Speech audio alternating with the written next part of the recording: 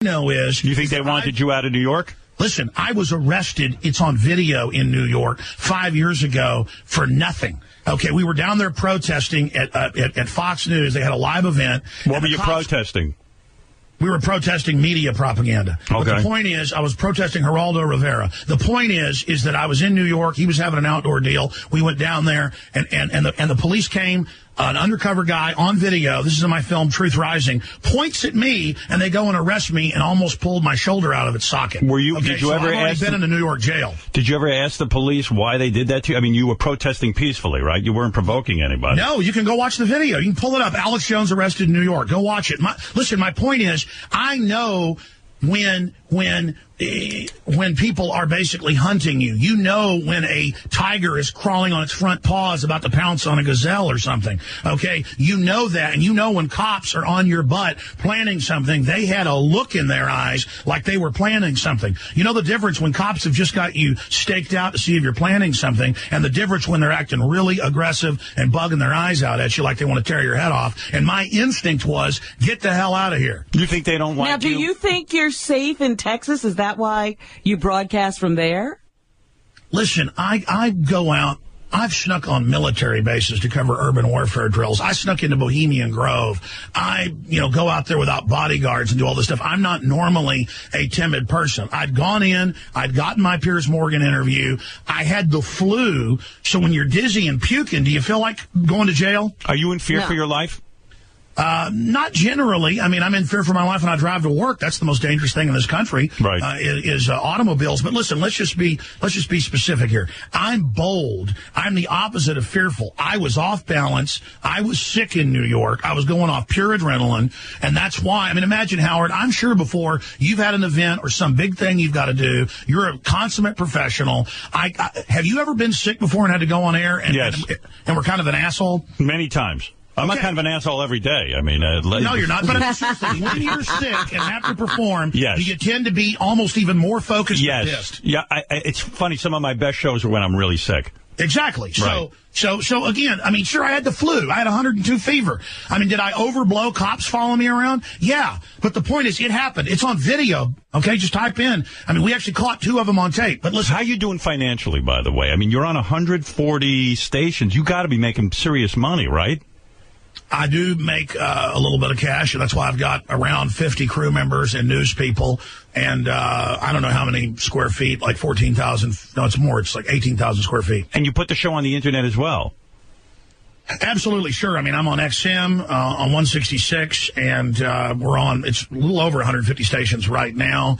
And then we're also on Infowars.com with the audio streams, and the podcast is about 600,000 people. And, Alex, what happened to you? If there was a time that you got fired by a ton of radio stations because you said 9/11 was an inside job by President Bush. That put you on the map, right, as sort of the leading conspiracy guy. Well, actually, I had gotten up to about 100 stations in 2000, 2001 because I was bashing Clinton for his agenda.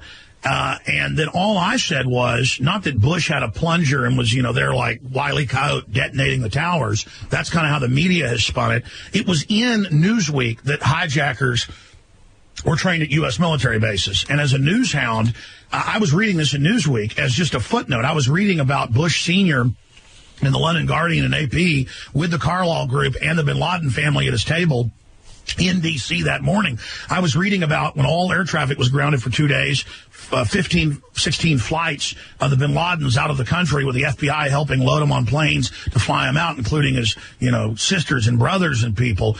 I remember reading about Colonel Stephen Butler in the San Jose Mercury News wrote a letter.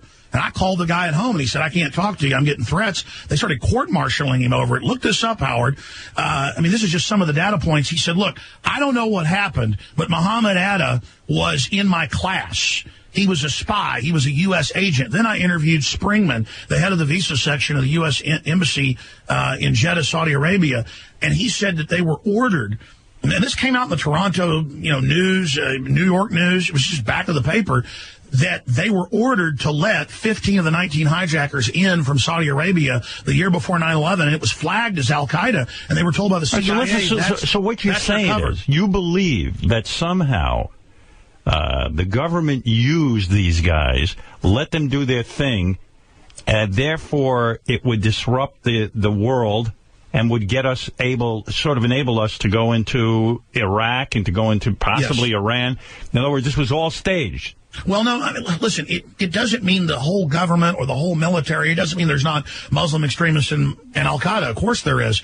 Look, here's an example, Howard. You can look up L.A. Times, New York Times, you name it. They now have to admit it. Our government, the Peace Prize winning president, put over 60,000 Al-Qaeda in Benghazi to then take over Libya and kick Gaddafi out, who was actually working with the West. And now Al-Qaeda's taken the country over, and Sharia law and the abuse of the women. Now our government is attacking Assad, who's not a good guy, but compared to Al-Qaeda, he's an angel. Our government and NATO is backing Al-Qaeda in Syria in a 22-month takeover. But then when I want to go fly, I've got to have TSA look for bin Laden underneath my balls. So it's a bunch of crap. They're using it to take my liberty. I'll face whatever so-called danger there is, real or manufactured. Stop using Al-Qaeda to take my liberties. And now look at Homeland Security, Howard. You saw it in the news a few years ago. They said the number one terror threat is returning veterans, gun owners, conservatives, libertarians. They're now flipping the script to say it isn't Al-Qaeda, forget them. No, it's libertarians. They're the new terrorists. And that's my problem, just briefly, with Glenn Beck. Look, I got offers 10, 12 years ago. Hey, stop covering this New World Order. You know, the big syndicators, we'll put you on 500 stations, Alex. And I wouldn't shut up, and so I lost about 70 of my stations. I didn't care. I built it back up to about 150 now because I'm not going to compromise. It isn't just about success. It's about living in a free country. Explain to me this whole theory you have about putting chemicals in juice boxes to turn children gay. You believe that there's now, why would you want to do that? Why do we want to turn everyone gay? Number one. I mean, who's behind that movement? And what chemical is there that can turn you gay?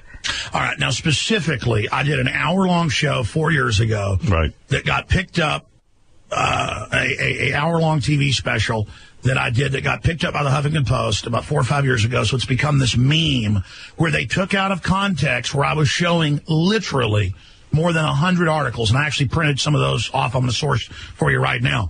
So I was reading about bisphenol A and about hydrofluorosilicic acid and several other chemicals that are in the water, but also in the particular plastics that line the juice box I was showing on air. And I said, you know, in this whole hour-long breakdown rant/news, while I'm showing all these articles and major studies about how the fish are becoming bisexual, the frogs, the amphibians are becoming bisexual, how the fish are committing suicide because of the Prozac in the water, the shrimp are committing suicide. Folks, if you think I'm joking, just type in shrimp committing suicide. That is pretty funny, shrimp committing suicide. Folks, I'm not joking. Look, I swear to God. Sometimes, Alex, bisexual fish. Yeah, sometimes I think, but I think you see the humor in some of this. I do believe that. Yeah. No. It's so crazy. I laugh at how insane it is. But this is crazy. So you think, because there seems to be... don't you think that your arguments are so far out there? Because you don't have to get that far out. Although I got to tell you something. When I went to summer camp, there was a known thing that they would douse us with a thing called saltpeter. Now, I'm not kidding. And so, you know what saltpeter is? You saw them doing this, Howard. I didn't see them doing it, but we were told it was to reduce our sex drive, and they put it in the food. And how horny were you? It didn't slow me down. I'm so fucking crazy when it comes to sex that it just made me normal. You know what I'm talking about? So maybe, but who the hell is putting? No, so see, my theory. Wait a minute, Alex, because I know, I can buy some of your argument, but you don't have to go that far out to make the case that the government is not protecting but maybe he does, citizens. Or else then he doesn't have a radio show. No. Well, that's true. Robin, my problem is truth is so extreme and crazy that it's worse than I'm saying. Listen, here's Hey, Alex, explain, too, how does a shrimp commit suicide? I mean, I'm just curious. Yeah. When are they jumping off? Yeah, like, what do they do to commit suicide? All right. The serotonin reuptake inhibitors, one of hundreds of chemicals in the runoff, the serotonin reuptake inhibitors of the Prozac family, Luvox, all that stuff, it kills inhibition. So when you're having a nice day, everything's fine. But that's why the insert says can make you commit suicide or go on a killing spree, because when you have a bad trip, it's in the psychotropic hallucinogen class, then you don't have the compulsion control anymore. And so it's the same thing with shrimp. Crazy. Yeah, but amounts. what are they doing? Well, yeah, but how do you They kill swim yourself? right up. Normally, shrimp hide down in the undergrowth in the seagrass. Shrimp become aggressive and go feed right at the surface and don't care about being eaten. Just type in, please, fish committing suicide because of chemicals in the water. And you say there are more bisexual fish. Listen. How do you know? know? About, in some cases, he seems to know. Half the fish. Listen, yeah. Exactly. You've now been at the store, I'm sure, and seen it says, hey, our plasticware is bisphenol A, BPA free. Right. Okay, because of my work and countless others' work and mothers caring about their kids, they are, by law in Canada and Europe, removed bisphenol A, one of just dozens of these plastic chemicals that are, quote, estrogen mimickers. And what the Huffington Post didn't report 4 years ago when they made fun of me was the rest of my video. They clipped out that short clip where I was saying, why is breast cancer up 3,000% in the United States? And why are we leading the world in it? And I showed studies that bisphenol A hyperfeminizes women. That's why they're going into puberty now at 6, 7, 8 years old, having kids at 10. Instead of 14 being the average puberty, and that it makes males feminine, women hyper-feminine, and then accelerates the aging of the cells in the mammaries and other sexual cells that are generally the ones that end up developing cancer. So a 30-year-old woman at the cellular level has the breast DNA of an 85-year-old woman. Bisphenol A is killing women. My grandmother is almost 90. She's got breast cancer. But what about young women? What about my wife? What about my daughters? What about my wife's mother who had a mastectomy? This is a serious issue. And I said, we can make jokes about juice boxes making little boys gay, but this is giving women breast cancer. And they cut it out and said, oh, look at the right winger, saying they want to make kids gay. That isn't what it was even about. It's a byproduct. Are you anti? How do you stand on gay marriage? Where are you on gay marriage? I don't care about it. Well, listen, I'm a libertarian, so I think people should be able to do whatever they want. Yeah, right. Good. Okay. What happened when you went to... So this is not a homophobic thing. What happened when you went on the show The View? Was it a disaster? I didn't see tape of that. No, it was great. I mean, I took it over. Right. But, I mean, what's the point? They wanted to basically make fun of Charlie Sheen when I was on there. Right. And, is he your buddy? I've known Charlie for about 8 years, and I've probably stayed at his house 15 times. He's a really, really interesting fellow, and that I would say, yes. And reality is beyond even what people hear. He's a really, really smart guy. So, like, when you go over Charlie's house because you become friendly, he's a fan of yours, right? He buys into a lot of your theories. Sure, but I shouldn't have let the meltdown happen a year and a half ago on my show, because it was first Martin Sheen and Emilio Estevez that were listeners. It was Emilio that turned him onto the show in my films, and then Charlie invited me out there, called me back in like 2005. And then, was it culture shock for you when you went over his house? No, well, back then he was all clean and just incredibly smart and incredible energy. The guy would sit there, up till 2 a.m. just talking about quantum mechanics and stuff. Does he know what he's talking about? Oh, he does. But see, the issue is, and he explained. Well, how would you know? Do you know quantum mechanics? I do. I'm into stuff like that. Sure, I mean, that's what I'm into. That's your thing. Charlie described it this way. He said, I go through phases. He goes through phases where he goes and rents an industrial telescope to be able to, shoot video with the Department of Defense telescope of geoengineering going on. And then he goes through a thing where he's studying ancient manuscripts. And then he goes through a phase where... Yeah, but maybe he's like... 7 hookers a day. Yeah, right. Were you ever there with the hookers and saw that whole thing? No, I was just joking. Did he ever try to do drugs with you? No, listen, I've never seen him do drugs. All I've seen him is smoke Marlboro Reds and drink tons of coffee. Were you ever into drugs? I've been honest about it. Growing up in Dallas, Texas, I experimented with this and that, but every time sure. Pot? Yes. Ludes? I never really liked, I tried hard drugs once or twice. LSD? I'm not going to discuss that. Uh-oh. The point. What do you mean you're not going to discuss What do you mean? What do you mean? Alex, you're on it. Alex, did you do LSD?